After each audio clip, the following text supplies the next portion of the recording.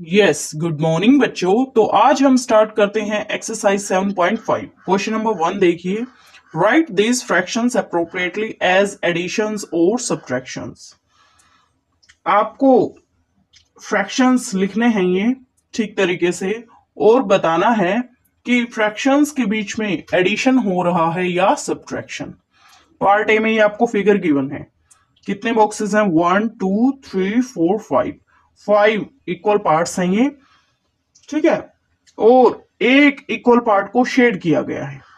Second जो figure है इसमें भी 5 इक्वल पार्ट्स हैं और 2 इक्वल पार्ट्स को शेड किया गया है। थर्ड जो फिगर है उस फिगर में भी 5 इक्वल पार्ट्स हैं और 3 इक्वल पार्ट्स को शेड किया गया है। अब बताना है कि दोनों जो ये फिगर हैं और दोनों फिगर्स जो फ्रैक्शन प्रेजेंट करती हैं उन फ्रैक्शंस के बीच में एडिशन हुआ है या सब्ट्रैक्शन। ये डैश जो है इस डैश को फिलअप करना है, यानी ये बताना है हमें कि यहां एडिशन हुआ है या सब्ट्रैक्शन, जिसकी वजह से रिजल्ट ये निकल के आया है। तो देखो, सबसे पहले इस फिगर को देखो। इस फिगर में एक पार्ट शेडेड है, तो इस एक शेडेड पार्ट को प्रेजेंट करने के लिए फ्रैक्शन क्या होगा? 1/5, ठीक है।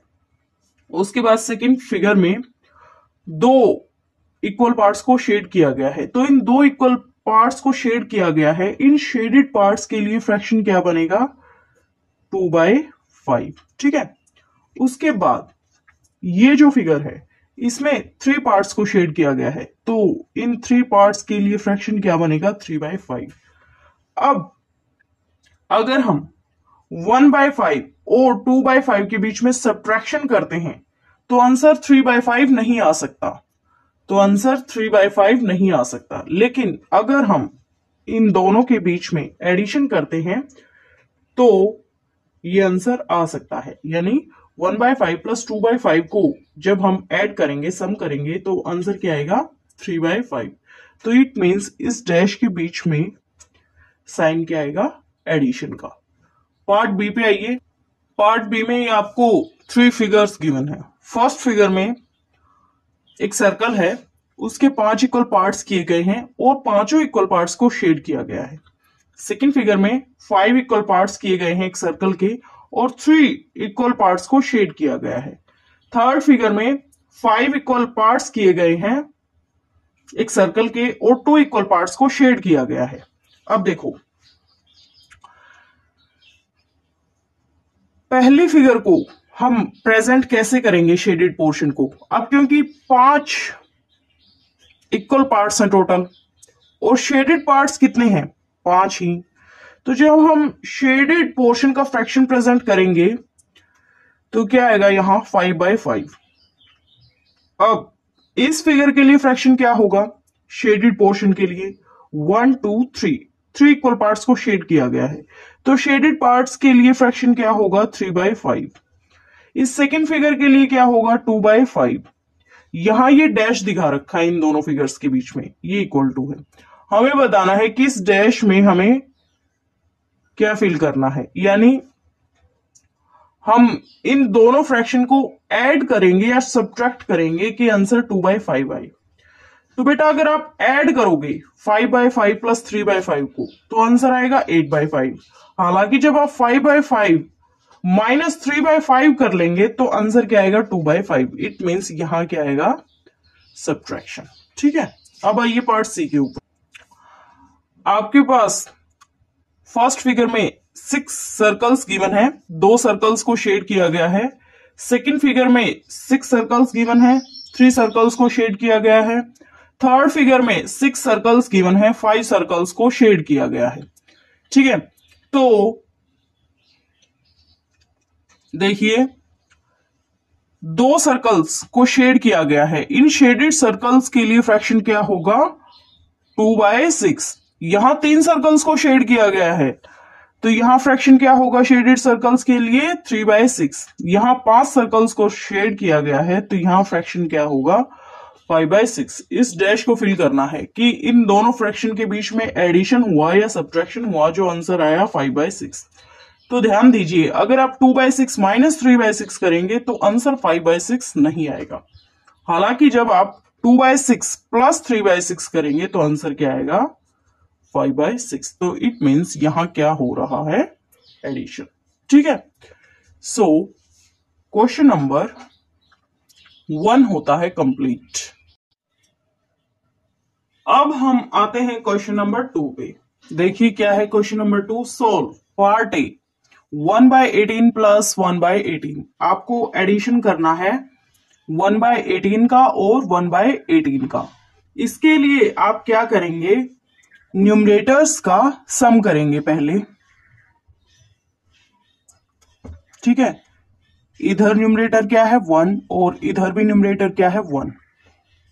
1 प्लस 1 और डिवाइड में जो कॉमन डिनोमिनेटर है उसे लिख लेंगे। ठीक है, तो हमारे पास क्या आया? 2/18 यानी कि 1/9। This is the required answer. आगे है पार्ट बी में 8/15 का एडिशन करना है और 3/15 का एडिशन करना है। तो इसके लिए भी आप क्या करेंगे? न्यूमरेटर्स को ऐड करेंगे और डिवाइड में करेंगे कॉमन डिनोमिनेटर को। 8 plus 3 11, 11/15। So this is the required answer. Part C में देखिए 7/7 माइनस 5/7 सब्ट्रैक्शन करना है आपको। इसके लिए आप क्या करेंगे? बड़े न्यूमरेटर में से छोटे न्यूमरेटर को सब्ट्रैक्ट करेंगे और डिवाइड में कॉमन डिनोमिनेटर करेंगे। कॉमन डिनोमिनेटर क्या है? 7। सो this is 2/7। This is the required answer. आगे है आपको एडिशन करना है 1/22 और 21/22 का। तो इसके लिए आप क्या करेंगे? न्यूमरेटर्स का सम करेंगे और डिवाइड में कॉमन डिनोमिनेटर लिखेंगे। 1 प्लस 21 22, 22/22 यानी कि 1। सो 1 इज द रिक्वायर्ड आंसर। आगे पार्ट ई में क्या दे रखा है? 12/15 माइनस 7/15। आपको सब्ट्रैक्शन करना है। 7/15 को सब्ट्रैक्ट करना है 12/15 में से। तो बड़े न्यूमरेटर में से, यानी कि 12 है बड़ा न्यूमरेटर, बड़े न्यूमरेटर में से छोटे न्यूमरेटर को सब्ट्रैक्ट करेंगे और डिवाइड में कॉमन डिनोमिनेटर को रखेंगे। तो हमारे पास क्या आया? 5/15 यानी कि 1/3। सो 1/3 इज द रिक्वायर्ड आंसर। अब एडिशन करना है 5/8 का और 3/8 का। तो न्यूमरेटर्स का एडिशन करेंगे और डिवाइड में कॉमन डिनोमिनेटर को लिखेंगे। सो this is 8/8, that is 1। 1 is the required answer. आगे है 1 माइनस 2/3। इधर इस फ्रैक्शन में 2/3 फ्रैक्शन में डिनोमिनेटर क्या है? 3। ठीक है, 2/3 फ्रैक्शन में डिनोमिनेटर क्या है? 3। तो हम इसको थोड़ा आसान करने के लिए क्या करेंगे? इस 1 को कुछ इस तरीके से करेंगे कि इसके डिनोमिनेटर में 3 आ जाए और ओवरऑल हमारे पास 1 ही बचे। जैसे कि अगर हम 3/3 कर ले तो इसका मतलब भी क्या होता है? 1। तो यहां हम 1 की जगह 3/3 रख देंगे और 2/3 एज इट इज कर देंगे।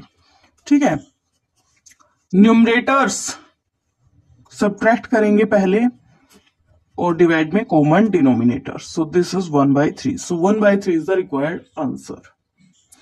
आगे एच पार्ट में दिया हुआ है 1/4 प्लस 0/4।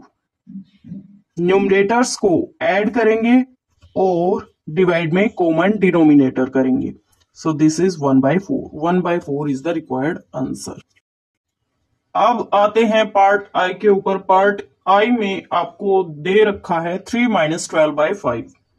तो 12/5 फ्रैक्शन में डिनोमिनेटर क्या है? 5। ठीक है, तो हम क्या करेंगे? 3 को कुछ इस तरीके से बनाएंगे कि इसके डिनोमिनेटर में 5 आए और ओवरऑल उसकी वैल्यू जो है, उस टर्म की जो वैल्यू है वो 3 ही आए। जैसे 3 को अगर हम 5 से मल्टीप्लाई कर दें और 5 से ही डिवाइड कर दें तो हमारे पास क्या बन जाएगा 15/5, ठीक है, जिसका मतलब क्या है 3 ही है, ठीक है। सो 3 की जगह हम क्या लिख देंगे 15/5 और यहां -12/5, so this is 5, 15 - 12 equal to 3/5। So this is the required answer. Question number 2 होता है कंप्लीट। अब हम आते हैं क्वेश्चन नंबर 3 के ऊपर। क्वेश्चन नंबर 3 देखिए, अब Shubham painted 2/3 of the wall space in his room. Shubham का जो कमरा है, शुभम कमरे की एक दीवार पे कितना पेंट करता है 2/3 पोर्शन का, ठीक है। His sister Madhavi helped and painted 1/3 of the wall space. उसकी बहन माधवी ने उसकी हेल्प की और दीवार के कितने हिस्से को पेंट किया 1/3 पार्ट को। How much did they paint together. उन दोनों ने एक साथ यानी टोटल कितना पेंट किया है ये हमें बताना है। तो देखो, शुभम ने कितना पेंट किया है 2/3, माधवी ने कितना पेंट किया है 1/3 और टोटल पेंट उन दोनों ने कितना किया है हम क्या करेंगे एडिशन कर देंगे दोनों फ्रैक्शंस का। तो क्या आ जाएगा 3/3 यानी 1 आया है। इसका मतलब क्या है, उन दोनों ने मिलके कंप्लीट एक वॉल को पेंट किया है। दे पेंटेड 1 वॉल कंप्लीटली। उन दोनों ने मिलके एक वॉल को कंप्लीटली पेंट किया है। एक वॉल को कंप्लीटली उन दोनों ने पेंट किया है, ठीक है। क्वेश्चन नंबर 3 होता है कंप्लीट। तो अब हम आते हैं क्वेश्चन नंबर 4 पे। क्वेश्चन नंबर 4 क्या है देखिए, fill in the missing fractions. Missing fractions को आपको फिल करना है, जिसे पार्ट ए में ही आपको गिवन है 7/10 माइनस डैश इक्वल टू 3/10। इस डैश को आपको फिल करना है। 7/10 में से आप क्या सब्ट्रैक्ट करेंगे कि आंसर आपके पास 3/10 आए।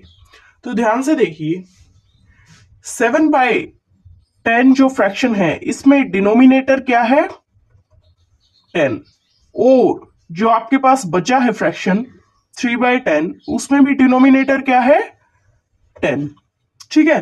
तो इट मींस ये जो डैश है और इसमें जो फ्रैक्शन इसमें जो फ्रैक्शन फिल होगा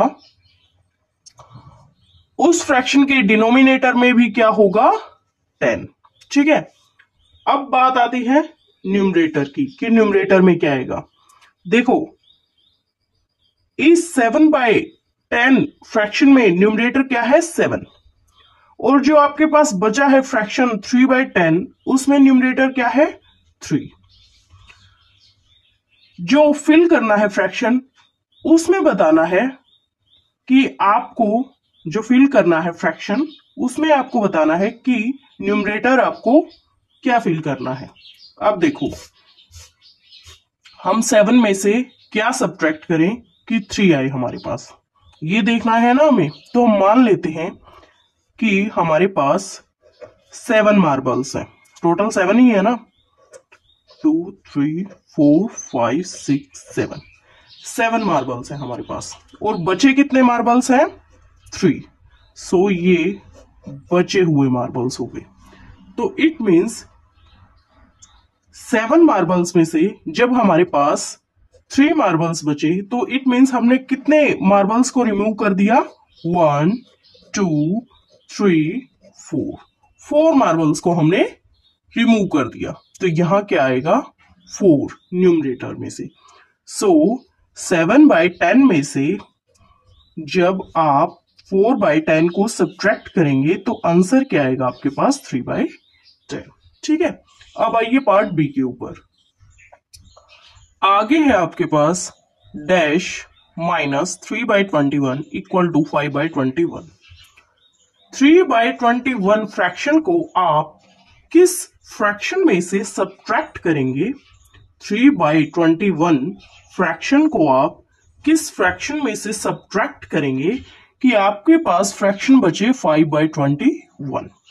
ठीक है, अब देखो 3/21 जो फ्रैक्शन है इसमें डिनोमिनेटर क्या है 21, और 5/21 जो फ्रैक्शन है इसमें भी डिनोमिनेटर क्या है 21। ठीक है, सो जिस फ्रैक्शन में से आप 3/21 को सब्ट्रैक्ट करेंगे उस फ्रैक्शन के डिनोमिनेटर में भी क्या आएगा 21। अब बात आती है कि इस फ्रैक्शन में न्यूमरेटर क्या आएगा। तो देखो बेटा 3/21 फ्रैक्शन में न्यूमरेटर क्या है 3, और 5/21 फ्रैक्शन में न्यूमरेटर क्या है 5। अब बात आती है कि इस फ्रैक्शन के न्यूमरेटर में क्या होगा। ठीक है, अब देखो मार्बल्स हमारे पास कितने बचे हैं, मार्बल्स का एग्जांपल ले लेंगे हम। यहां मार्बल्स हमारे पास बचे हैं 5, 1 2 3 4 5। सब्ट्रैक्ट यानी रिमूव हमने कितने कर लिए हैं मार्बल्स 3 रिमूव किए हैं ना, 1 2 3 मार्बल्स हमने रिमूव कर लिए हैं। लेकिन यहां काउंट करो टोटल मार्बल्स कितने हुए 1 2 3 4 5 6 7 8 मार्बल्स टोटल है हमारे पास। ठीक है, सो यहां न्यूमरेटर में आएगा क्या 8। सो 8/21 में से जब हम 3/21 को सब्ट्रैक्ट करेंगे तो आंसर क्या आएगा हमारे पास 5/21। ठीक है, तो यहां डैश में हमें क्या फिल करना है 8/21। अब आइए पार्ट सी के ऊपर। पार्ट सी क्या है देखिए, dash minus 3/6 equal to 3/6। 3/6 fraction को आप किस फ्रैक्शन में से सब्ट्रैक्ट करेंगे कि फ्रैक्शन बचे 3/6। 3/6 फ्रैक्शन के डिनोमिनेटर में क्या है 6, यहां 3/6 फ्रैक्शन के डिनोमिनेटर में क्या है 6। ठीक है, तो इसका मतलब जो हमें फ्रैक्शन फिल करना है उसके डिनोमिनेटर में भी क्या आएगा 6। अब बात आती है कि इस फ्रैक्शन के न्यूमरेटर में क्या आएगा। हमारे पास मार्बल कितने बचे हैं 3, 1 2 3। कितने मार्बल्स हमने रिमूव कर दिए हैं 3, 1 2 3। 3 मार्बल्स हमने रिमूव कर दिए हैं, 3 मार्बल्स हमारे पास बचे हैं। टोटल मार्बल्स हमारे पास कितने हो गए 1 2 3 4 5 6। इसका मतलब यहां न्यूमरेटर में क्या आएगा 6। सो 6/6 में से जब आप 3/6 को सब्ट्रैक्ट करेंगे तो क्या बचेगा 3/6। यानी कि हम कह सकते हैं कि 3/6 को जब आप 6/6 में से सब्ट्रैक्ट करेंगे तो आंसर क्या बचेगा 3/6। ये है पार्ट सी हमारा। अब हम आते हैं पार्ट डी के ऊपर। पार्ट डी क्या है देखिए, डैश प्लस 5/27 इक्वल टू 12/27। 5/27 को आप किस फ्रैक्शन में ऐड करेंगे कि आपके पास आंसर आए 12/27। तो इसके लिए आप क्या करेंगे, इसे सोल्व करने के लिए इस फ्रैक्शन को हम इधर ट्रांसफर कर देंगे राइट हैंड साइड। तो हमारे पास क्या बचेगा डैश इक्वल टू 12/27 माइनस 5/27। ठीक है, अब देखो लाइक फ्रैक्शंस को हमें सब्ट्रैक्ट करना है यहां। तो क्या आएगा, डिवाइड में कॉमन डिनोमिनेटर 12 माइनस 5 किसके बराबर होता है 7 के। सो 7/27। सो इस डैश में हम क्या करेंगे फिल 7/27। इसका मतलब क्या हुआ कि 5/27 को जब आप ऐड करेंगे 7/27 में तो आपके पास आंसर क्या आएगा 12/27। क्वेश्चन नंबर 4 होता है कंप्लीट। अब देखिए question number 5। Javed was given 5/7 of A basket of oranges.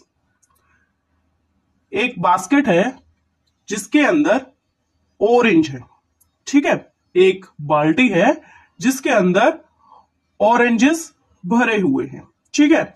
Javed को उस में से हिस्सा दिया जाता है 5/7। What fraction of oranges was left in the basket. कितना फ्रैक्शन बच गया बास्केट के अंदर। देखो जावेद को कितना हिस्सा दिया जाता है 5/7।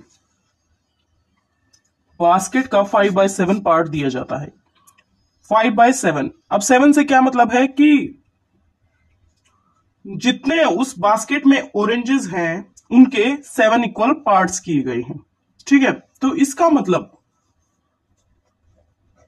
टोटल ऑरेंजेस के लिए फ्रैक्शन क्या बनेगा 7/7। तो उसने बोला है कि जावेद को 5/7 पार्ट दे दिया गया है और आपको बताना है कि कितना पार्ट ऑरेंजेस का बास्केट के अंदर बचा है, फ्रैक्शन की फॉर्म में बताना है वो। तो टोटल हमारे पास है 7/7। जावेद को 5/7 दे दिया गया, तो कितना पार्ट हमारे पास बचा। देखिए